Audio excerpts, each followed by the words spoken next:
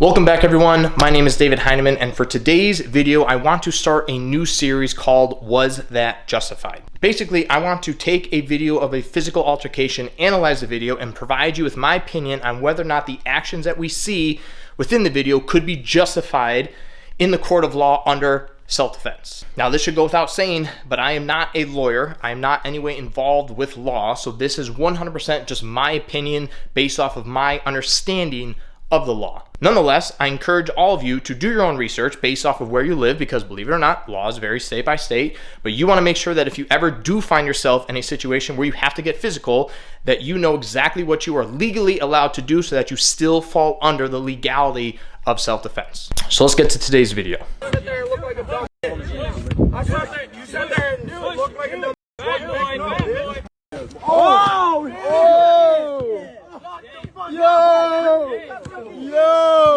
So was that punch justified? Let me break down what I saw and took away from this altercation. Number one, there is a size difference. No matter what you want to say, physical size does play a factor when it comes to fighting. If the person is bigger and stronger than you, they're going to have an advantage. Now, being bigger and stronger is not a determining factor on whether or not you will actually win the altercation, but it does give you an advantage. And from a self-defense perspective, if I am a smaller person and a bigger, stronger person is in my face acting aggressive, I'm going to feel threatened naturally because I'm facing somebody that is a lot bigger than me. So yes, in my opinion, the kid that threw the punch could argue he felt afraid because he had a bigger dude pressing into him and had no indication that that dude was actually going to back off. Secondly, verbal aggressiveness. Now, I don't believe that you can just punch somebody in the mouth because they were running their mouth. However, it just ties into the overall demeanor of this kid, which in my opinion was very aggressive. Now, he was running his mouth, yes. He was making threats, yes.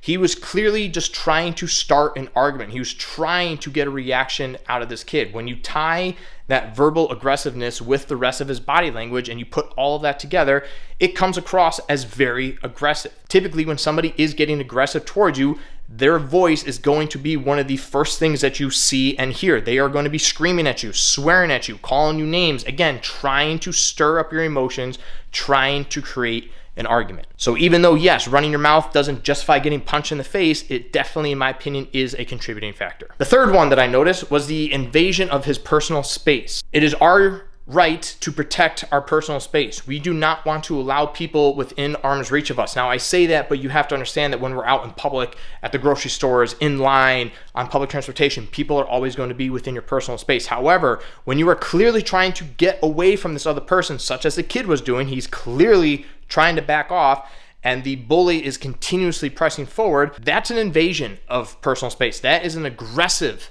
invasion of personal space. Not only was the kid pressing forward, but he was pressing forward and forward and forward with no indication that he was going to back off. And again, when you tie in the verbal aggressiveness and you tie in the size difference, again, it's coming across as a very threatening demeanor. And then lastly, there was physical contact. Now, he didn't shove the kid, he didn't hit him, he didn't grab him, but because he was pressing forward so aggressively, he's literally bumping him with his chest and belly continuously, bumping into him, pressing him back. Again, in my opinion, it looks like the bully was trying to get a reaction. He was trying to stir something up to where the kid was going to get frustrated, and that would give the bully the right opportunity to actually get physical and start throwing some punches of his own. Everything about that kid's body language and demeanor was just screaming aggression. There was nothing about his body language that showed that he was playing around or that he was joking or having fun. It looked like he was getting ready to throw down at any given moment. Everything lined up. So was that punch justified? In my opinion, 100%. I truly believe that that kid could argue in the court of law that he felt threatened, that he felt he had no other choice, that clearly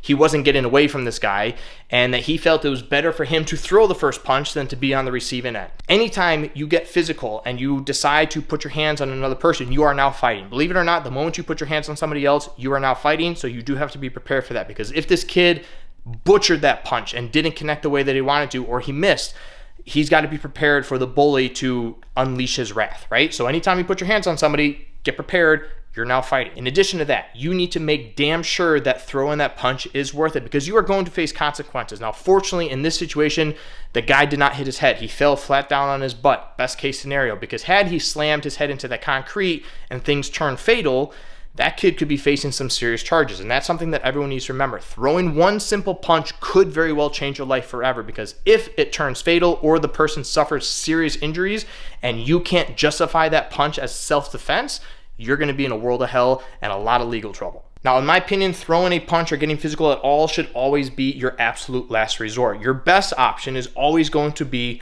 walking away from the situation. If we can just walk away and avoid any sort of physical altercation, that will always be your best bet. I understand that's not always the case. So the next best option is to start creating some space, or at least maintaining that space between you and the aggressor. Don't let them get within that arm's reach of you, because again, things can get very dicey when you're in that closer range and our reaction time drastically goes down. So I want to get as much distance between me and the aggressor as possible, while at the same time trying to de-escalate the situation. Again, we don't want things to turn physical. Try to talk yourself out of the situation. Bullshit yourself, lie, say whatever you have to say to get this person to back off and leave you alone. Now, while this is also being done, your hand should be here. There's no reason for the kid to have his hands down by his side. Now, he made it work, but he very well could have also been caught off guard if the bully decided to throw the first punch. Again, when you're in that close a range, I don't care what your experience is, your ability to successfully defend something when your hands are down or in your pockets is slim to none. So when somebody's in your face and you're in a verbal altercation and you're trying to prevent things from going physical, have those hands up ready to go just in case. Now, if none of that's working, you can't walk away, you're trying to maintain the space, but the person just keeps pressing forward, you've tried to de-escalate it, but clearly they're ignoring you, now's the time to get physical. Do what you need to do to end the threat. Now, what I do like about the way that this kid threw the punch is he threw one punch and that was it. He didn't follow up and start pounding on the kid. He didn't kick him while he was on the ground. He threw one punch with the intent to end the altercation right there. It wasn't an ego contest. He wasn't trying to show him that he was bigger or better. He wasn't trying to escalate matters and make them worse. He threw one punch with the full intention of just ending the situation right then and there. So in my opinion, the punch thrown, 100% justified. Let me know your thoughts down in the comments below, and we'll see you on the next episode. Stay safe.